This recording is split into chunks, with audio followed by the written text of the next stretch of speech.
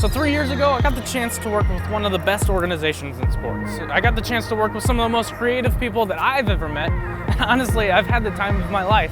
But today, I'm leaving all of that.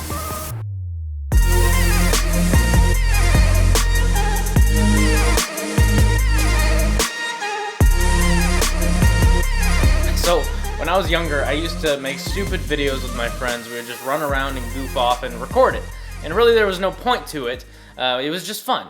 And as I grew older, my style changed a little bit. However, my love for creating videos never really did.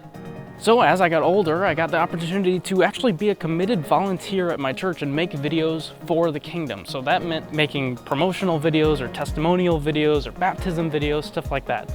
But as time went on, I got to have other experiences as well. I got to work at my school doing video production or work with people that I've never met before. And one day, I actually got the chance to work for the St. Louis Cardinals. Now this, I would say, was like my dream job. I got to work with some of the players that I saw on TV all the time. I got to go to 81 games a year, and I got to get paid for it.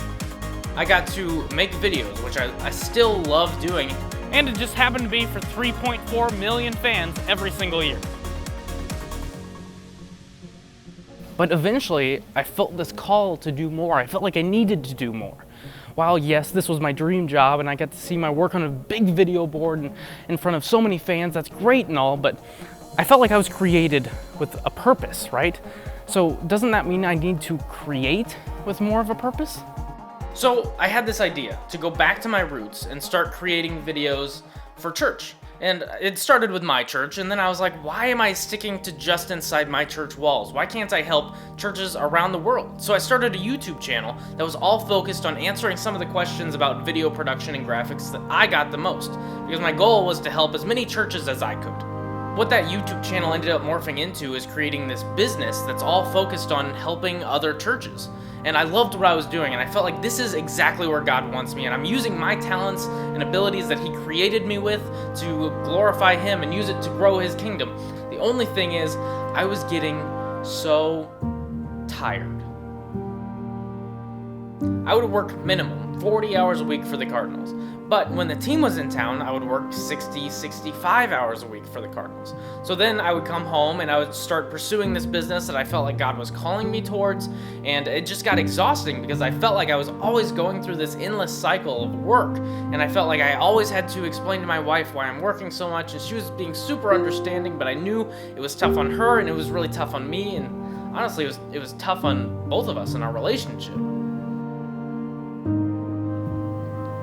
One day I knew I needed to make a decision. I can't keep putting all of my time and energy into the Cardinals and this new business.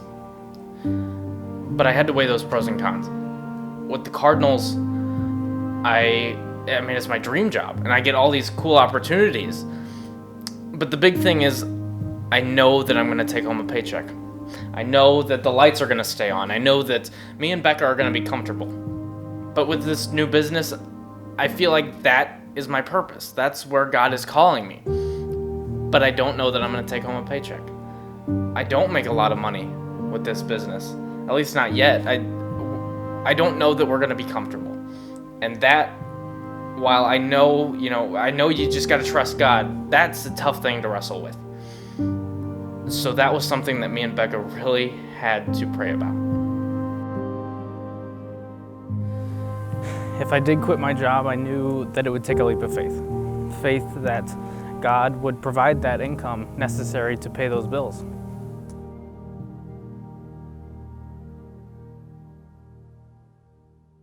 But there was one night in particular where I felt like God was really talking directly to me, because I was doing my personal devotion, and the devotional was called Discernment.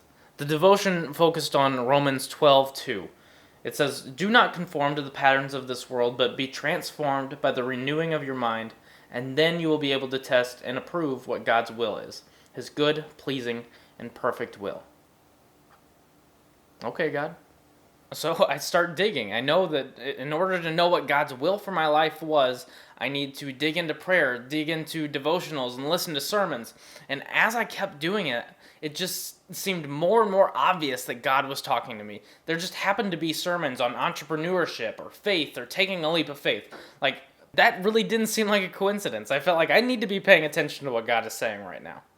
But the real kicker was one daily devotion. It was after midnight. Becca was asleep next to me, and I was just reading. And I got to a paragraph that read this. You see, most of us would never admit it, but we like to think that we're smarter than God. Don't believe me? Well, look at your actions. We feel like God is calling us to leave our job we're currently in to do something else, but we stay because we're afraid of how we're going to pay the bills. When we lean on our own understanding, we choke out the possibility of God leading us towards Eden, a life full to the brim of satisfaction and joy. Holy smokes. I mean, the only way that could have been more specific to me is if it said, Sam, quit your job and don't worry about how you're going to pay the bills because I've got this.